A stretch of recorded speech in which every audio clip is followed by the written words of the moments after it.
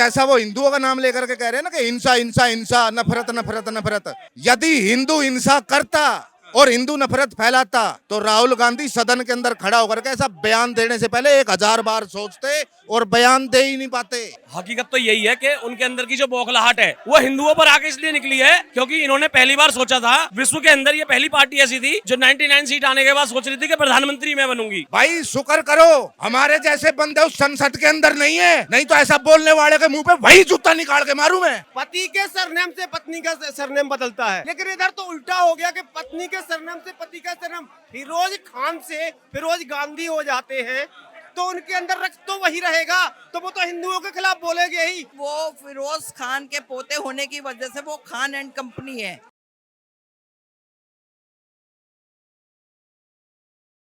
Sir, Rahul Gandhi की तरफ से बार बार हिंदुओं का अपमान, सनातन का अपमान किया जा रहा है। राहुल गांधी के सदन में दिए इस बयान को विश्व हिंदू परिषद और बजरंग दल कैसे देख रहे हैं? हम उसकी बहुत कठोर निंदा करते हैं और राहुल गांधी जी ने जो बयान दिया, ये बयान देकर के उन्होंने एक बार पुनः इस देश को, पूरे हिंदू समाज को ये दर्शाया है कि उनके दिल में हिंदू और हिंदुत्व के प्रति कितनी नफरत है। और जैसा वो हिंदुओं का नाम लेकर के कह रहे हैं ना कि हिंसा हिंसा हिंसा, नफरत नफरत नफरत, यदि हिंदू हिंसा करता और हिंदू नफरत फैलाता तो राहुल गांधी सदन के अंदर खड़ा होकर के ऐसा बयान देने से पहले 1000 बार सोचते और बयान दे ही नहीं पाते। ये हिंदुओं की उदारता का कारण है, ये सनातन धर्म और सनातनी संस्कृति का कारण, हमारे संस्कारों का कारण है कि इस प्रकार से देश की लोकसभा के अंदर खड़ा होकर के कोई नेता से बयान देता हमारे पूरे हिंदू समाज के खिलाफ, और वो आज भी सुरक्षित घूम रहा है। आरोप लग रहा है कुछ बाहरी देशों के इशारे पे राहुल गांधी यह बयान दे रहे हैं, तो क्या लग रहा है इन बातों में, इन आरोपों में सच्चाई है? देखिए, आरोपों में कितनी सच्चाई है या कितनी नहीं है, ये काम तो देश की जो जांच एजेंसियां वो करें या जिन्होंने आरोप लगाए हैं वो कर सकते हैं। मैं ये नहीं कहता कि उनके ऊपर आरोप लगे हुए सही हैं, सच्चे हैं या झूठे हैं। मेरा तो सीधा सा एक प्रश्न है कि जिस देश के अंदर 100 करोड़ सनातनी हिंदू हैं, एक संस्कृति को मानने वाले, एक धर्म को मानने वाले, उनके बारे में राहुल जी ने ये बयान क्यों दिया? क्या आवश्यकता थी? क्या वो ऐसा बयान उनके लिए भी दे सकते हैं जिनको वो अपना वोट बैंक मानते हैं, जिनको भारत में आज तक अल्पसंख्यक कहा जाता है, या किसी और दूसरे समुदाय के लिए बोल सकते हैं? नहीं बोल सकते, क्योंकि उनके अंदर इतना हिम्मत नहीं है। इस बात का डर, फतवे जारी हो जाएंगे और वो तन से जुदा वाले जयकारे लगेंगे फिर उनके उसमें, इसलिए नहीं बोल सकते वो। यदि उनमें हिम्मत है तो बोल करके दिखाए ना। और हिंदुओं के अपमान तक ही नहीं रुकते राहुल गांधी, इसके बाद सेना का भी अपमान कर देते हैं, जिसके बाद सेना के अधिकारी को सामने आकर सफाई देना पड़ जाता है।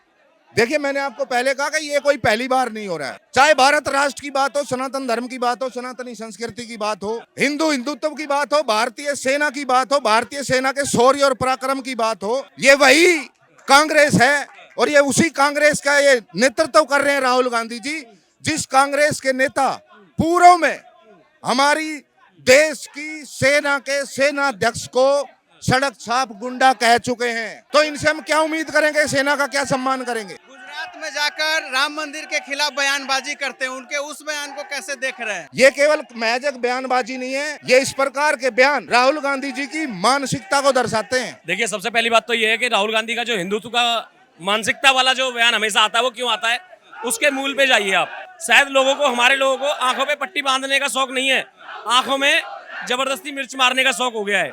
राहुल गांधी सिर्फ कन्वर्टेड नाम है, उनकी मानसिकता हिंदू विरोधी ही है शुरू से, जवाहरलाल नेहरू नाना से लेकर। और राहुल गांधी हकीकत में हिंदू है ही नहीं। उनके दादा का नाम सबको पता है क्या है, फिरोज खान। उनकी दादी इंदिरा गांधी ने किससे शादी करी? मुसलमान से।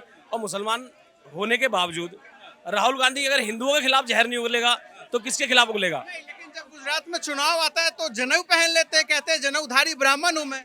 वो तो इस संसार के सबसे बड़े हिंदू योद्धा सावरकर जी की भविष्यवाणी है, और उन्होंने जो भविष्यवाणी आज तक की है वो सारी बिल्कुल सही निकली है। उन्होंने बोला था कि जिस दिन हिंदू एक हो जाएगा उस दिन इच्छाधारी हिंदू बनकर लोग कोट के ऊपर जनेऊ पहनेंगे।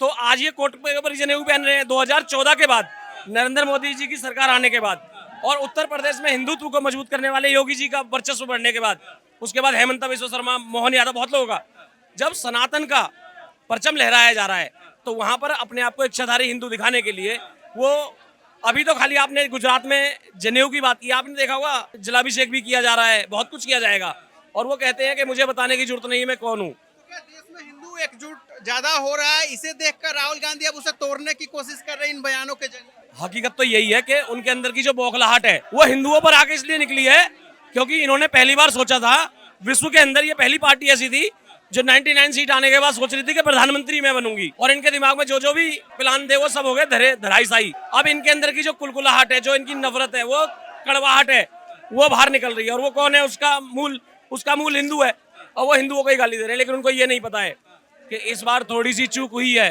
अगली बार राहुल गांधी बिल्कुल साफ है, और इस बार दिल्ली में केजरीवाल साहब होगा। हिंदुत्व के विरोध में, सनातन के विरोध में जो आदमी आवाज उठाएगा, जो विरोध करेगा, वो समाप्त होना उसका निश्चित तय है। बताइए, राहुल गांधी का यह बयान 100 करोड़ हिंदुओं की भावनाओं को आहत करता है, क्या नफरत फैलाने वाला बयान नहीं था? देखिए, मैं इसलिए बोल रहा हूँ कि इसलिए नहीं था वो नफरत फैलाने वाला बयान।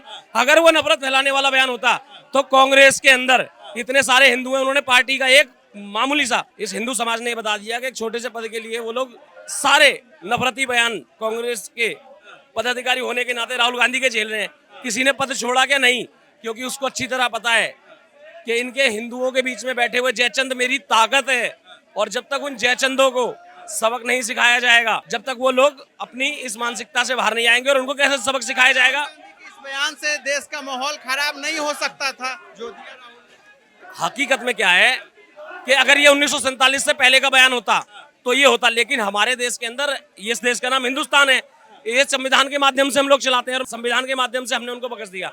अगर ये कानून भागवत गीता के हिसाब से चलता, जैसे ये लोग कुरान के हिसाब से चला रहे हैं, तो अब तक राहुल गांधी होते ही नहीं। अब ये दोनों सवाल मैं बता देता हूँ, मैंने इसलिए पूछा है क्योंकि असदुद्दीन ओवैसी के घर के बाहर कुछ लोग भारत माता की जय के पोस्टर लगा देते हैं, तो गंभीर धाराओं में मुकदमे दर्ज हो जाते हैं उनपे। क्या राहुल गांधी के ऊपर सेम धारा में मुकदमा दर्ज नहीं होना चाहिए 153 है इन बयानों के लिए? उसका कारण है हमारे लोगों ने उनके खिलाफ मुकदमा दर्ज करवाना चाहिए। हमारे लोग मुकदमा दर्ज कराने नहीं जा रहे हैं, तो ये हमारी कमजोरी। आज हम यहाँ पर 150 लोग इकट्ठे हुए हैं, 200-500 लोग इकट्ठे हुए हैं, तो यहाँ से हमें, अभी ये बारिश का मौसम चल रहा है, अभी यहाँ से जाकर पार्लियामेंट स्ट्रीट थाना बगल में है, यहीं पर जाकर वो मुकदमा दर्ज कराना चाहिए। और जब अगर ओवैसी के घर के बाहर पोस्टर लगने पर FIR दर्ज हो सकती है, तो जब ये लोग संसद को छोड़कर, जो संसद भारत के टैक्स के पैसे से चलती है, जिससे इनको सैलरी मिलती है, जिनको इसको सुविधा मिलती है, जब उस काम को बाधित करके ये लोग बाहर पोस्टर आगे लेके खड़े होते हैं, इनके पर जितनी बार ये पोस्टर लेकर बाहर खड़े हो, उतनी बार धारा 153 के माध्यम से इनके ऊपर FIR दर्ज होनी चाहिए। जहां ये लोग पोस्टर लगाएं किसी के भ्रष्टाचार के, वहां 153 धारा, अगर इन्होंने पोस्टरों पर 153 धारा लगाने का नियम बना दिया है, तो अब जहां पोस्टर लगे इनके खिलाफ 153 धारा हम सबको रजिस्टर करानी चाहिए। राहुल गांधी के ऊपर कार्रवाई की मांग करते हैं, कार्रवाई होनी चाहिए, बिल्कुल होनी चाहिए, और कार्रवाई समय से हो जाएगी तो ज्यादा अच्छा रहेगा। वरना धीरे धीरे जिस प्रकार से राहुल जी अपना बयानबाजी और जो हिंदू और हिंदुत्व के ऊपर प्रहार कर रहे हैं, वो कहीं ना कहीं धीरे धीरे देश का एक माहौल बिगाड़ा जा रहा है। और आश्चर्य की बात है, वो रुक नहीं रहे हैं, हर दिन किसी एक नई जगह पे जाकर जहरी घोल रहे हैं हिंदुओं को। भाई वो तो बार बार कह रहे हैं ना कि रुकना नहीं है, और कहीं ना कहीं उनके स्लोगन में उनके अंदर की जो धूर्तता वो छिपी हुई है, वो उजागर होती है। उन्होंने खुद कही है रुकना नहीं है, वो रुकेगा भी नहीं वो बंदा। देश की सरकार को चाहिए, देश के न्यायालय को चाहिए, जो सर्वोच्च न्यायालय ज्यादातर मामलों में हिंदुओं के ऊपर स्वतः संज्ञान ले लेता है, क्या वो सर्वोच्च न्यायालय राहुल गांधी जी के ऊपर स्वतः संज्ञान नहीं ले सकता? देश की इतनी सारी संस्थाएं हैं जो हिंदुओं के हितकारी कार्यों को करने का दावा दम भरती हैं, क्या वो स्वतः संज्ञान लेकर के उनके ऊपर मुकदमा नहीं कर सकते? क्या लोकसभा के स्पीकर साहब स्वतः संज्ञान नहीं ले सकते? क्या लोकसभा के अंदर बैठे हुए 240 जो सीटें जिता करके दी हैं आज भाजपा को, क्या वो MP वो सांसद स्वतः संज्ञान नहीं ले सकते? भाई शुक्र करो हमारे जैसे बंदे उस संसद के अंदर नहीं है, नहीं तो ऐसा बोलने वाले के मुंह पे वही जूता निकाल के मारूं मैं। बोल कैसे दे वो? उन दो लड़कों का भी इंटरव्यू किया जिनके ऊपर धारा 153 लगा ओवैसी के घर के बाहर भारत माता की जय के पोस्टर लगाने पे। उन्होंने साफ साफ कैमरे पे नाम लिया कि स्पीकर महोदय की तरफ से हमें वो नोटिस भेजा गया। तो क्या वो नोटिस स्पीकर महोदय राहुल गांधी के घर नहीं भेज सकते हैं क्या? बिल्कुल भेजा जा सकता है। इस देश का दुर्भाग्य है कि भारत माता की जय के जो पोस्टर चिपकाते हैं उनके ऊपर धारा 153B के अंदर मुकदमे दर्ज किए जाते हैं, और वहीं दूसरी तरफ उन्हीं लोकसभा स्पीकर के सामने लोकसभा के अंदर खड़ा होकर के देश का एक सांसद, कांग्रेस का जो शीर्ष नेतृत्व संभाल रहा है, जो अपने आप को लीडर ऑफ अपोजिशन बोलता है, वो हिंदू और हिंदुत्व के ऊपर इस प्रकार की अभद्र टिप्पणी करता है। यदि महादेव से इतना प्यार है उनको तो करवाएं एक आदेश पारित और लोकसभा के अंदर महादेव जी का लंबा 12 फुट का लगवाए मूर्ति। यदि महादेव जी को इतना मानते हैं तो वो केवल लोगों की भावनाओं को आहत कर रहा है और कुछ नहीं कर रहा। वो राहुल गांधी ने बताया जो एक गाल पे जो थप्पड़ मारने पे दूसरा गाल बढ़ाने वाला जो विचार है, अपने उसी भाषण में राहुल ने कहा है कि ये जीसस क्राइसिस से प्रेरित होकर राहुल गांधी जो है ऐसा सुनते आए हैं, करते आए हैं। तो क्या लग रहा है अब तक देश को गलत ही बात बताया जा रहा है? देखो भाई, मैं एक बात बताता हूँ, हमने तो स्कूल के अंदर ये पढ़ा, और बापू गांधी जी ये कहते थे कि यदि कोई आपके एक गाल के ऊपर थप्पड़ मारे तो आप अपना दूसरा गाल भी हाजिर कर दो। लेकिन मैं एक चीज पूछता हूँ, चलो आपके एक गाल के ऊपर किसी ने एक थप्पड़ मारा, आपने दूसरा हाजिर कर दिया और उसने दूसरे पे भी चढ़ दिया, तो तीसरा गाल कहाँ चले आओगे? राहुल ने उस भाषण में कहा है ये गांधी जी का विचार नहीं था, जीसस क्राइसिस का विचार। तो भाई राहुल गांधी जी इस देश को बताए। गांधी समर्थक लोग हैं, उनको सबसे पहले राहुल गांधी के बहिष्कार के साथ साथ राहुल गांधी के ऐसे बयान पर FIR दर्ज करानी चाहिए, क्योंकि कुल मिलाकर गांधी जी के सिद्धांतों को, जो उन्होंने स्लोगन दिया था, उसको कहीं ना कहीं उन्होंने डिस्टर्ब किया है। और जीसस ने कब बोला, हमने तो कहीं ना तो पढ़ा किताबों में, ना कहीं सुना। पहली बार इस मंदबुद्धि बालक ने बताया कि मात्र जीसस ऐसे व्यक्ति थे जिन्होंने कहा था कि एक गाल पे अगर कोई चाटा मार दे दूसरा गाल कर दो। लेकिन हमारे पास ऐसा कोई भी प्रमाण अभी तक है नहीं, और मैं चाहूंगा कि राहुल गांधी जी से वो प्रमाण एक बार दिखा दें तो बड़ी कृपा होगी। एक ही आपसे बात कहना चाह रहा हूँ मंद बुद्धि बालक के बारे में, जिसकी बालक बुद्धि की बात कर रहा हूँ, जिसकी माँ हिंदू धर्म को नहीं मानती है, जिसके परिवार से, जिसके अंदर जो खून है, जो वंशज है, फिरोज खान के वंशज, वो हिंदू धर्म को क्या समझेंगे? वोटों के टाइम पर जनेऊ डालकर मंदिरों में जाके अपने आप को ब्राह्मण कहते हैं, उसके बाद जब संसद में पहुंचते हैं तो हिंदुत्व की परिभाषा भूल जाते हैं कि, और उनको भूलना, क्योंकि उनको पता ही नहीं कि हिंदुत्व क्या है। क्यों? क्योंकि उन्होंने हिंदुत्व का जिस तरीके से वो संसद में अपनी फोटो सबको हमारी भगवानों की दिखा रहे थे, इनसे सिर्फ उन भगवान को ही बारे में पूछ लीजिए, इनसे पूछिए हिंदू के बारे में क्या जानते हैं। हमारे भरत जी की पत्नी का क्या नाम था, लक्ष्मण जी की पत्नी का क्या नाम था, इनको कोई मतलब नहीं है। क्यों? क्योंकि वो धर्म का पालन ही नहीं करते, वो धर्म के है ही नहीं, तो वो हिंदुओं को तो बोलेगी। और उनके अंदर हिंदुओं का खून ही नहीं है, उनके अंदर पूरी हिंदुओं का, ये तो हिंदुत्व के खिलाफ। फिर कौन है राहुल गांधी? मैंने जहां तक पढ़ा है, पति के सरनेम से पत्नी का सरनेम बदलता है, लेकिन इधर तो उल्टा हो गया कि पत्नी के सरनेम से पति का सरनेम फिरोज खान से फिरोज गांधी हो जाते हैं, तो उनके अंदर रक्त तो वही रहेगा, तो वो तो हिंदुओं के खिलाफ बोलेंगे ही। ये तो उनके अंदर रक्त है, हिंदुओं का रक्त है ही नहीं उनके अंदर, वो तो बोलेंगे। हिंदुओं का रक्त नहीं है राहुल गांधी के अंदर, इसीलिए हिंदुओं का बार बार अपमान कर रहे हैं। देखिए, पहली बात तो वो फिरोज खान के पोते हैं। फिरोज खान को जो है, जब नेहरू जी ने ऑब्जेक्शन किया कि भाई ये पर्शियन है, मैं कैसे शादी इसके संग करूंगा, गांधी जी ने क्या किया कि बोला कि ठीक है, हम फिरोज खान को जो है ले लेते हैं, अडॉप्ट कर लेते हैं, और अडॉप्ट करके हम इनको जो है गांधी में कन्वर्ट कर देते हैं। उस हिसाब से फिरोज खान गांधी बने थे, ठीक है जी। तो वो माँ के इंदिरा गांधी के उससे नहीं गए थे, इंदिरा तब इंदिरा नेहरू थी, इंदिरा प्रियदर्शनी लिखती थी, ठीक है जी। और ये इनको पूरा ज्ञान नहीं है। दूसरी बात ये है कि वो फिरोज खान के पोते होने की वजह से वो खान एंड कंपनी है, और अब वो क्या करते हैं, वो उनकी माँ क्रिश्चियन है, एंटोनो माइनो उर्फ सोनिया गांधी, और वो जो है उनकी माँ नहीं चाहती है कि भारत एकजुट हो। इनकी माँ जो है एक एजेंट भी है, जो यहाँ भारत भेजी गई, जो सिर्फ और सिर्फ जो है एक समझिए कि राजीव गांधी के जो है पाँव पर जो है अपने पाँव रख करके यहाँ पर आई है, और ये एक एक रिपोर्ट्स एजेंसीज को भेजती थी बाहर, जिसकी वजह से जो है यहाँ की सारी जो है रिपोर्टें जाती थी। तो आपको बता दें, अगर वो किसी भी एक कास्ट के होते, चाहे वो खान एंड कंपनी में होते, चाहे वो, लेकिन इनका सबका शुरू से, चाहे जवाहरलाल नेहरू थे। आरोप लगाया सोनिया गांधी के ऊपर, एजेंट बता दिया आपने, लेकिन देश तो यहाँ 10 साल उन्हें स्वीकार कर लिया, भारत की बहू के रूप में स्वीकार कर ले। भारत की बहू थी। एक चीज बताती, कोई मालूम, मैं बेटी हूँ, मैं ब्याह के कहीं जाती हूँ तो मैं जिस घर के कुल की बेटी हूँ उस कुल की बेटी हूँ, मगर मैं जहाँ पे ब्याह के जाती हूँ उसके बाद से मेरा वो घर हो जाता है, मैं वहाँ की बहू होती हूँ।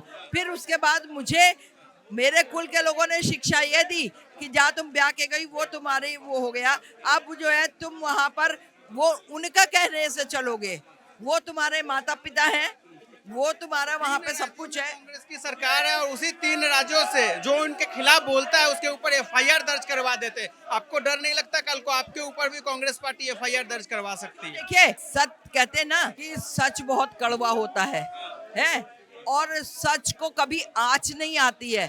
सच हमेशा सच बोलेगा।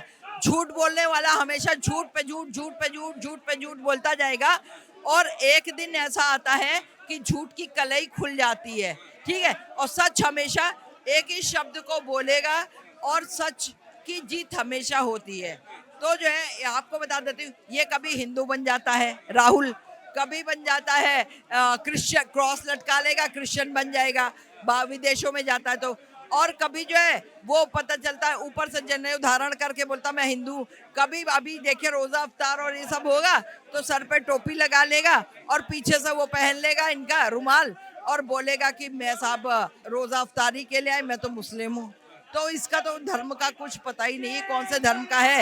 ये सिर्फ इसका काम है हिंदुओं को तोड़ना। ये सब जो है हिंदुओं को जो है बोलता है ये हिंसक है, हिंसक है, हिंसक है, हिंसा फैलाते हैं।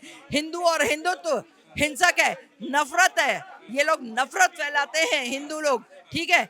अब उसके बाद जब सारा कुछ हो गया, उसमें तोड़ मरोड़ करके लास्ट में उस रिकॉर्डिंग में डाल दिया गया कि जो है नहीं वो तो बीजेपी को कहा गया, वो आरएसएस को कहा गया, वो हिंदुओं को तो कहा नहीं गया था। अरे हिंदुओं को कैसे नहीं तुमने कहा था? तुमने तो हिंदू ही हिंदू पहले बोला, तुम किसको बोल रहे हो? बीजेपी आरएसएस का नाम लेते तो समझ में आता।